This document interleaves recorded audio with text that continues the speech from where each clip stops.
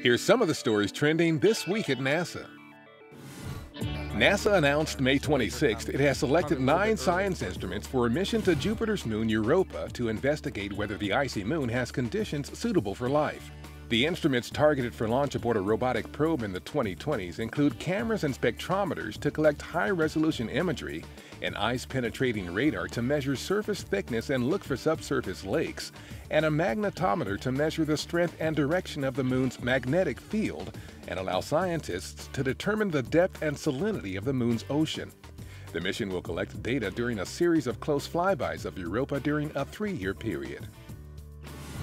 NASA's Commercial Crew Program ordered its first crew rotation mission from the Boeing Company, moving a step closer to the agency's goal of restoring America's ability to launch astronauts to the International Space Station from the United States in 2017.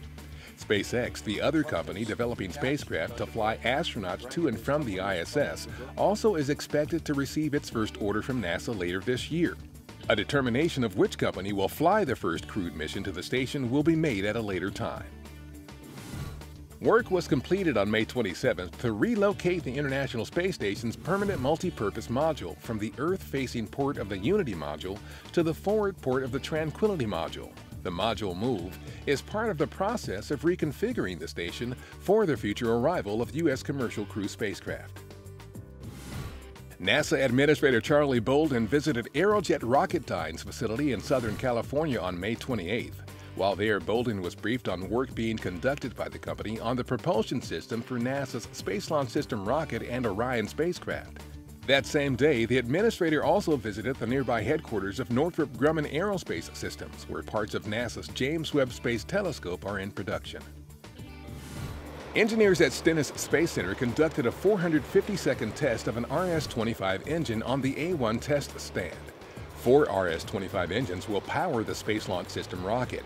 This was the second in the current series of test firings to investigate how the RS-25 stands up to the rigors and specific requirements needed to boost the massive SLS core stage. 6 more tests are planned for the current cycle of development.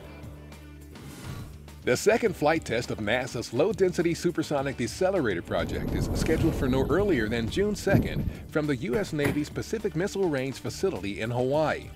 The test, which simulates a supersonic entry and descent through the Martian atmosphere, is helping researchers investigate breakthrough technologies for landing future robotic and human Mars missions and safely returning large payloads to Earth.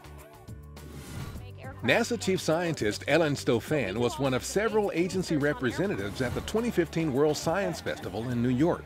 The festival also included a host of interactive NASA activities and exhibits showcasing the science and technology that will enable future groundbreaking discoveries and human journeys to faraway destinations in our solar system, including Mars.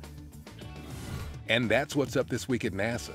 For more on these and other stories, follow us on social media and visit www.nasa.gov/twan.